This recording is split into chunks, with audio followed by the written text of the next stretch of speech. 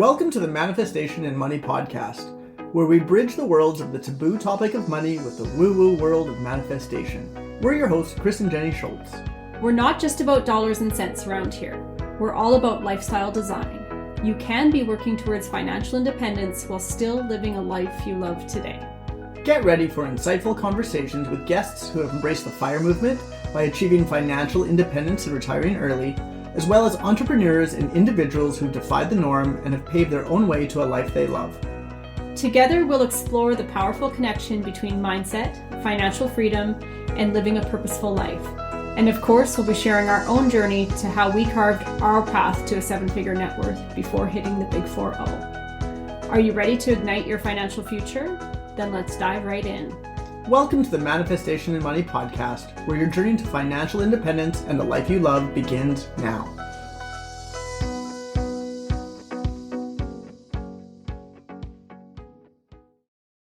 Hey, it's Jenny here, and my guest on the show today is Sandhya Gokal. Sandhya is a pharmacist and health coach who specializes in making healthy habits so fun that they become superpowers. She has over 12 years experience in the health industry and has worked with people in the area of food habits, exercise, sleep, and anxiety. She has a fire lit on her belly after hearing about the FIRE movement and is currently carving her own path to FIRE. Welcome to the show, Sandhya. Thank you so much for having me. I'm so excited. I'm so excited to have you on here today too. Can you please share with the audience a little bit about who you are and what you do? Absolutely. So my name's Sandhya. I am a pharmacist and healthy eating coach who's dedicated to bringing fun to healthy eating habits, so much so that they become superpowers. I have 12 years experience in the field of health, working with people in all different types of areas, but I love food. I think that's what really pushed me to focus in on healthy eating as a coach as well. I'm also very thick into the journey of reaching FIRE. I'm really excited for the idea of retiring early. I think it's amazing. So yeah, that's just me. Yeah, and the idea of having FIRE, especially having a young family like you do, has to have that extra little pull, right? That idea that retirement can be earlier for more time freedom and stuff like that. Yeah, absolutely. That's actually why I wanted to reach FIRE. I had the dream when I first discovered it to be able to raise my daughter and not have to work if I didn't want to. Unfortunately, that hasn't come about yet, but that's okay. We're on the way, so it's all good. Yeah, the key term that you used in there was yet, because FIRE is a journey, FIRE is a target, and it's important to enjoy life along the way. So for you, what does your ideal version of FIRE look like? So my ideal version of FIRE looks like the idea that I don't have to work. I'm not saying I wouldn't work because I actually really enjoy my work, both as a pharmacist and a healthy eating coach. I enjoy talking to my patients, talking to my clients, and working with people around their health. But the idea that I don't have to work for money, that is a very appealing idea. That's actually what drew me in the beginning, because I always felt a little bit uncomfortable that our whole lives are just spent working. I'm not one of those people who works for like career progression. I work to fund the rest of my life. So that explains probably why FIRE was so appealing, because I'm like, yes, I can do all the other stuff that I really love doing, but I'm not having to fill my entire week with just, 40 hours of work. That's a long time. So yeah. That's beautiful. And yeah, why not have the end goal for your working to have the lifestyle that you want? You're not just working because you have to work and get the paycheck over and over and over. You're working with an end goal in mind. Absolutely. And so you mentioned earlier that you took a financial education course in 2017 that changed your life and got you fired up to reach FIRE. So what pieces of that course had such a profound impact on you? The course I did was called Skilled Smart, and it's based here in Australia. And the instructor in that course, he was really interesting, and he just happened to mention this idea about retiring early and financial independence just off the cuff. Like, it wasn't part of the course or anything like that. The minute he said it, I was like, ooh, I'm intrigued. I'm going to see what this is. And so when I went and explored it more, just the concepts that came up as I was doing the course, I was learning a lot about just basic financial education anyway. Just the idea that I could use those financial principles to create wealth was just really appealing. I don't know how to explain it better than that. It was just so appealing. It just felt like this is my way out. This is my way to escape the rat race and be able to create the life that I always dreamed I wanted, but could never see how it was going to happen with the time constraints. The things that I kind of learned were the idea of using investments to grow wealth, also having a purpose for your money. So that was a big thing that tipped the scales for me. I was taught from a really young age just to save quite a lot, but with no purpose. There was no purpose to that. And no one could give me an answer. Whenever I asked, like, why am I saving so much? Why can I spend my money? Everyone will be like, no, it's good for your future. And it's like, well, that's not a good enough reason. Like there has to be a reason. And so when moving forward, that actually created like a lot of bad money habits in me because there was no reasoning, and I do need a reason to do something. I ended up overspending quite a lot. So once I learned the idea of financial independence, and then I got those saving, investing, even in Australia, we have something called super, which is, I think like you're in America, right? So the 401k system there. I'm in Canada, but yeah, similar type system here for sure. Even learning about how to maximize that and really use it to my advantage, those kind of things really fired me up to reach fire. It actually became a bit of a side passion, like finances, and it just became interesting. Finance is kind of boring sometimes. It's kind of like health. I like it. So like they're quite similar. Like I find that they run parallel with a lot of the principles. And so it seems really boring, but then when you understand what it's for and understand how to use it well, it just becomes really interesting. You're just like, oh my God, I want to consume all this stuff. Literally hearing about the FIRE movement sparked a little fire in you, which completely ignited this whole path and this whole interest in having an interest in money or interest in financial independence, which is really kind of cool. So since you took that course and you made that decision that you personally were going to pivot towards FIRE, what have you been able to accomplish in your personal life? I have built up my savings quite a lot. We have almost like a 18-month buffer, which worked out really well because I went on maternity leave last year. Unlike a lot of people around me, finances were never an issue, which when you have a baby, it's a very big weight off your shoulders not to have to worry too much about money. So we also started investing. So I got really excited and started investing immediately. It's really true what all the finance experts say. The time is the biggest factor because just from 2017 to 2023, there was just such a massive growth. And that's including the whole COVID dip. I think there was a recession somewhere in there as well. And it just was amazing to see how in the grand scheme of things, time is just so important in growing assets and growing investments. I found that really, really interesting. And actually it gave me a sense of comfort because there's a lot of, I guess, stress and anxiety around reaching FIRE sometimes because it can be like, well, I have to work so much more to be able to get to that goal. And I like the idea that investments don't have to be like that because your money's working for you. And seeing that in action was just really cool.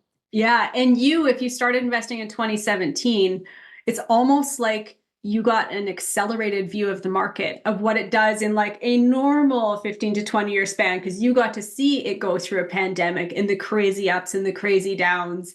So you got an accelerated view and you can see, okay, just stick the course. It's going to go up and down. You've already been through that. So why not just stick it out? And at the end of the day, you know you're going to come out ahead. Yeah, I 100% agree. The other thing I did was I consumed a lot of early retirement blogs, which might seem like something small, but in the beginning, that was a really great way for me to actually see what it could be like. Because I think with FIRE, I find that reading sometimes it seems like this is something actually achievable, but when you talk to people about it, a lot of people came back and were like, this is really not possible for you, including my partner. I think it took a lot of convincing and studying on my behalf to understand what it actually was to reach FIRE, and that it's not just, you quit work. It's not necessarily what people view retirement as. It can be anything. So I think that was really useful as well. Yeah. So hopefully your partner's on board now, because that yes, is a huge piece into working towards FIRE. I personally find to know that in FIRE, there's such flexibility. like for us personally, we achieve the FIRE movement with real estate versus the stock market. So there's so many different ways to get to FIRE. And like you said, listening to podcasts or reading blogs is an amazing way to absorb all of this information and to start seeing all the different ways so you can find the path that feels right for you, because you want to be having fun in your life along the way towards FIRE, right? FIRE is the goal, but you want to be having fun along the way too. And speaking of fun, so fun is kind of your jam, right? So you like making healthy habits fun. And so did you have to create new habits for yourself when you decided to take on the FIRE movement journey? Yes. The biggest habits I had to change were money habits because I now had a purpose. It was a lot easier than I expected. I think purpose gives habit change a very big boost, like a turbo boost when you're playing a game. Like it's really supercharges it. And so just having a purpose around money just made it so much easier to be like, well, actually, I'm doing this for a reason. It wasn't just no longer just saving for the sake of saving. And that really changed the way I spent money, the way I consumed product. And also, like I said, I had researched and I had done a lot of reading about what it meant to retire early and what it meant to be financially independent. I started actually creating a lot of my habits that I wanted to take forward with me in terms of like health, in terms of, well, money, but also in terms of travel and hobbies. I started creating what that would look like in the future because that to me was really important. I didn't want to work, and then just end up not having a life that was already created for me. I actually wanted to create it along the way. And so that's the kind of habit change I started making. Food was a big one. Like I said, health and money are really intertwined for me. Like there's not really too much separation and they run really, really parallel together. So my health habits changed a lot since 2017. I had to use a lot of different techniques for that, but I think where I am at the moment is quite similar to where I want to be in the long term. And it will probably keep evolving in terms of the other areas of my life because now we do have a kid, and having a kid when you're working towards FIRE does change a lot of things. Like you have to think of unexpected costs that you did not expect. Like it's just, yes, it's a big change. Definitely adding a kid into the mix definitely changes the dynamic, but it's a fun dynamic, and I think it's totally worth it. Even if it changes the FIRE end goal by a few years trajectory, it's totally worth it. Oh, I 100% agree. I'm so excited to teach her about all the money principles, and she's such a wonderful kid. So I'm definitely excited about that part of it as well. Neat. So in a world like in FIRE where there's words like sacrifice and frugal thrown around, how can someone add in elements of fun? That comes down to purpose. So sacrifice and frugals are just words. It's not a sacrifice to do something if that's what you really, really want. And I think that's really important to remember because it's very easy to come in with a mindset that you're sacrificing so that you can get something else. But which do you want more? So I'll give you an example. When I started the FIRE movement, stopped going shopping for clothes. And don't get me wrong, I still buy new clothes when I need them, but I don't mindlessly go to the shops just to shop for clothes with no purpose. And the reason is that was something that I did not value. I am not a fashionable person. I am much more, I prefer comfort over fashion. And I already had really comfortable stuff that I loved wearing. And I was finding that I was spending a lot of money on clothes, but not actually using them. Sometimes they'd sit in my closet with tags, which to me, it was just causing a lot of stress and anxiety. And so I looked at every area of my life and I looked at what could I sacrifice, like when I say sacrifice, it's in air quotes, that wasn't going to make a huge impact and still be frugal. And when I say it comes down to purpose, because that was not something I valued, it wasn't hard for me to do that. I don't regret, like there are some points where I'm like, okay, I wish I could go and, splurge. But then I'm also like, on the other end, yeah, but me not splurging on clothes means that I can splurge in other areas. I can buy so many more investments if I feel like that's what I want to do. That's my splurge. I can get them on sale when the market dips. So, I'm still hitting the sales just in a very different way. And again, like eating out is really important to me because it creates like family connections with my husband and it creates social environments that I really want to cultivate. But I choose where I want to eat out. And I don't, buy coffee. And I know that is a classic example of where people are like, oh my God, you can't cut it. But I don't drink coffee anyway. So it actually worked out well for me. So now I just don't spend my money on drinks, but I will spend my money on really good food. And I think that's where sacrifice is a bit of a funny term because people see it as a sacrifice, but it's not when you're working towards something. And the same with frugal. So I'll be completely honest, with my child, I basically decided that for the first 2 years when she's pretty unaware of what's going on and she has no idea, we were going to be really frugal because without sacrificing her growth and development, we were just going to make sure whatever we bought for her was going to be quite targeted and was not going to be excessive because we have a small place. And that's, again, part of our FIRE movement. We decided not to move into a bigger place when we had a child. But it's actually really fun to find those little bargains where you're like, oh my gosh, like this is actually a really, really good deal. And it's for someone who's going to grow out of it in like 2 months. So what's the point of buying something really expensive? And so I think it's just the way you frame it and way you look at things from a different mindset with those two words. I do understand where people would come and say it's such a sacrifice and it's really hard being frugal, but I think it really just comes down to what's your actual purpose and how can you add elements of fun? Make it a game. Like you can make finding all those really good deals a game. You can be like, I get really excited when I come across a good bargain for my daughter. I'm literally like, I call up my husband and I'm like, oh my God, I can't believe I found this. And he's just like, okay, you need to calm down a little bit. You're getting way too excited about something that is not really like that exciting. So I think it's really just where you're coming from in terms of mindset. And I think that's a really important shift that needs to happen if you're going to be moving towards FIRE anyway. So that can just kind of add into that. Just, yeah, find elements of fun in there. I really like that perspective. How do you incorporate those fun elements in?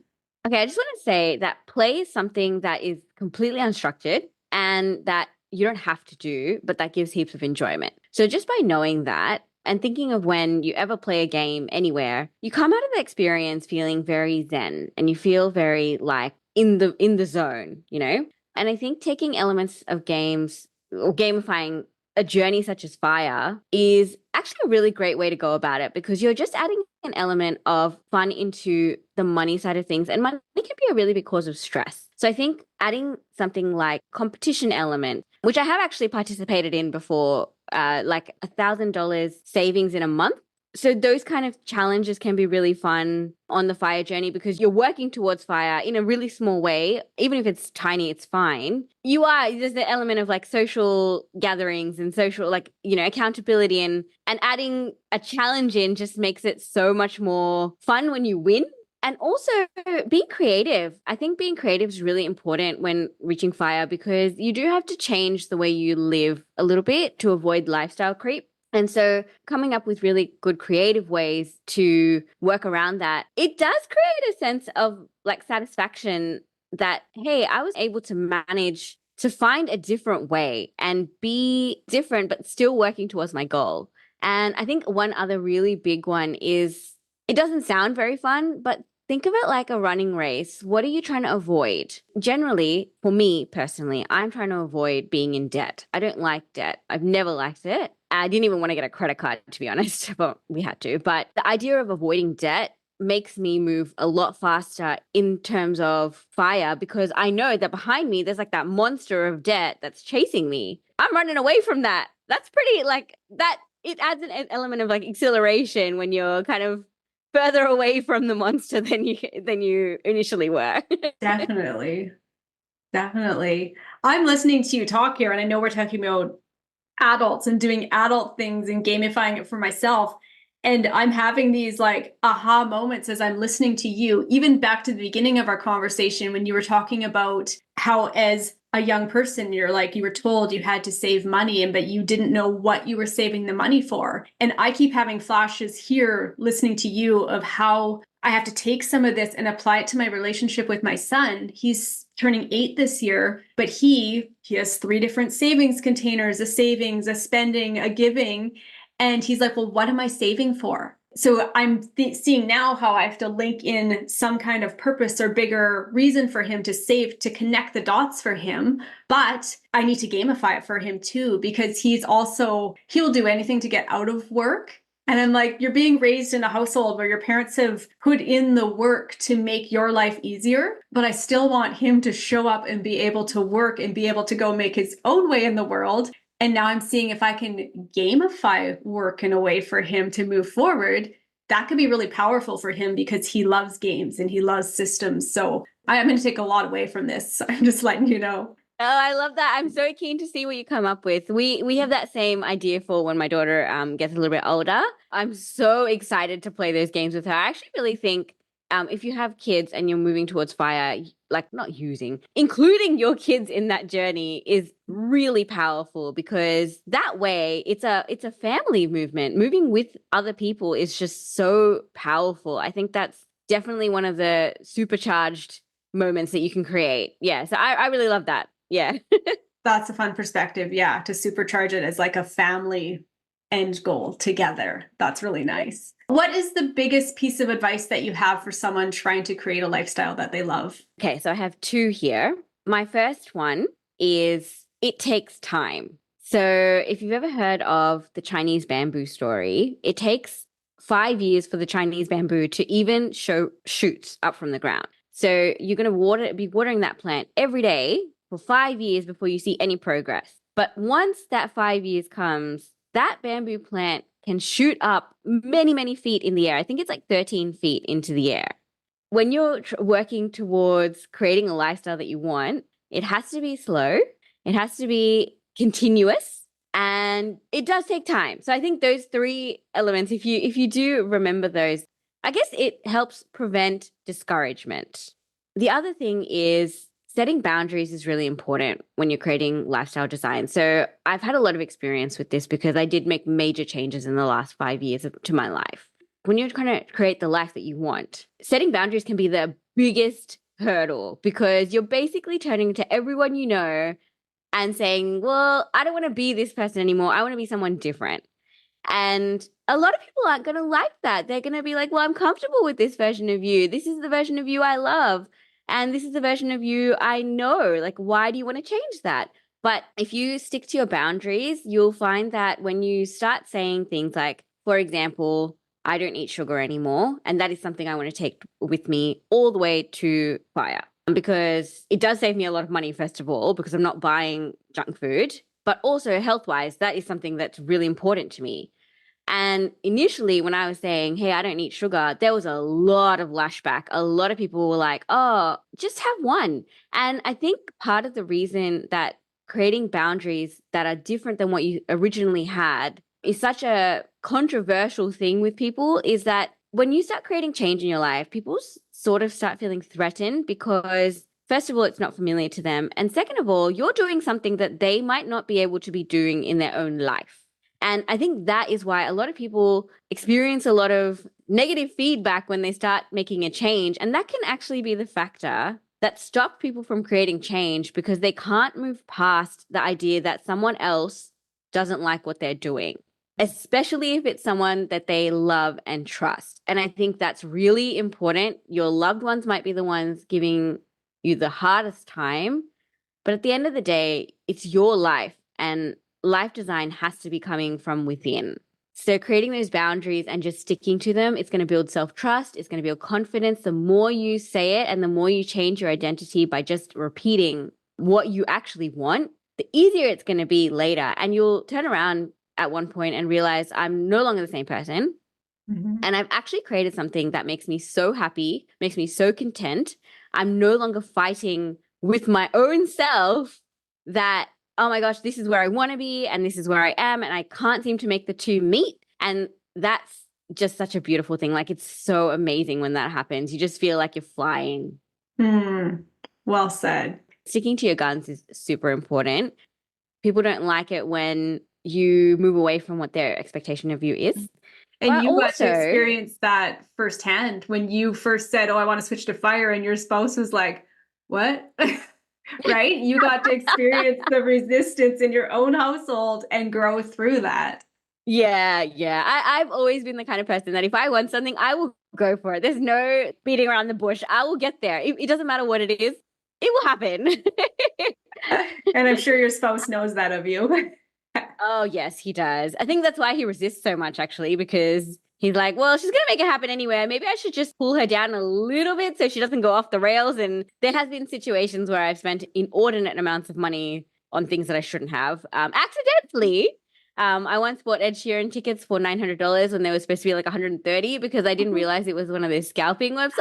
Oh, no. Which is bad. So he's right in some ways, but I think once he saw that I was really committed to this and dedicated, and he's kind of jumped on board, which is really great. I think the other thing also is to change your environment to reflect what you want to achieve. It's a pretty well-known fact that who we are is a reflection of the 5 people we are closest to. So when you say status quo, starting to change, first of all, who you follow on social media and who you talk to in real life, those two can also be a really great way to, I guess, push through and overcome the status quo really well, because you're changing who you are based on who you're reflecting. And that's not always an easy thing because people will drop in and out of your life. And again, I'm going to come back to loved ones because fire is one of those things. It can be very jarring for someone you love to see you moving in a direction that is very different than what is accepted and what is normal.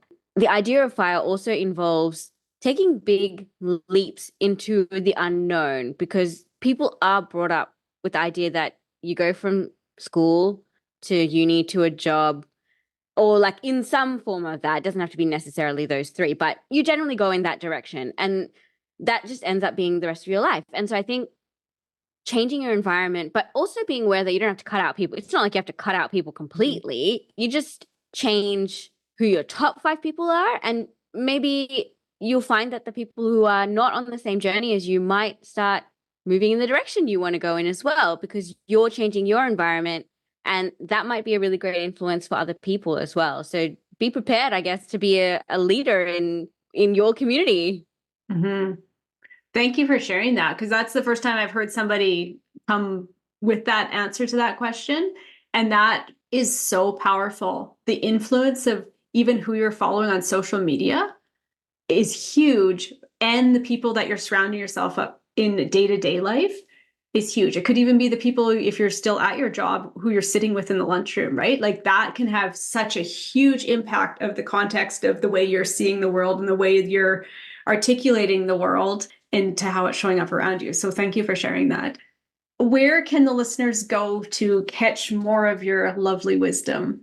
If you go on Facebook, there's a group called Cracking the Consistency Code. I hang out there a lot.